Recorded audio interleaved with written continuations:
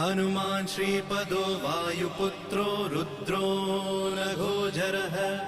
अमृत्यवीरवीरश्च ग्रामवासो जनाश्रयः धनदो निर्गुणः शूरो वीरो निधिपतिर्मुनिः पिङ्गाक्षो वरदो वाग्मी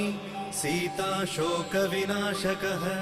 शिवः शर्वत्परो व्यक्तो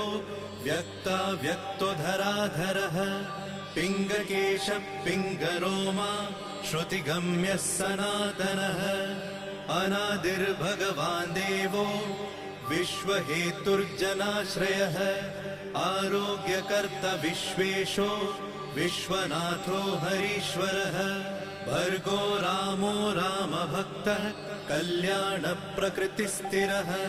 विश्वम्भरो विश्वमूर्तिर्विश्वाकारश्च विश्वपः।